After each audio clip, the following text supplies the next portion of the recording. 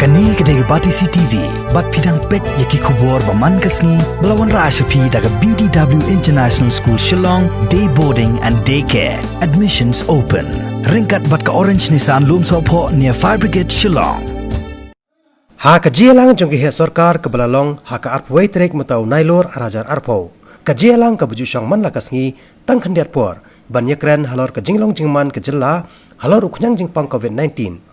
Kajialang ha kani kasngi kelaikran saniba halor ki babon ki benta jong ke jinglong jingman ke jella na uni uknyang jingpang COVID-19. Kamtam ha ka baidai berkajingkiu ki beriau ki bapang COVID-19 Henry ki balakhoy no uni uknyang jingpang na kamet jongki. Kumta habai keren halor ke jingkhang dam biang ye ke jella ni ke lockdown.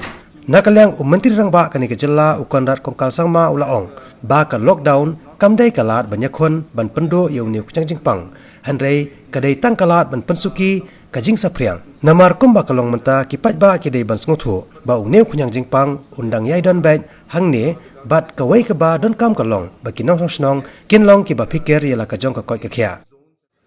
We have been very clear that I think overall as a state, as a government and as citizens of this state and this country, we need to realize that COVID is going to be here. And the only way for us to move ahead is to be cautious and to be adaptive.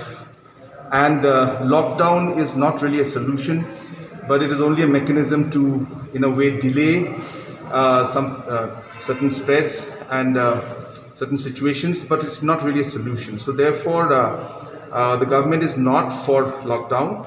But yes, I think specific containment zones and micro-containment, which we are trying to improve as we go along, because it's not always a perfectly working mechanism that will fit everybody.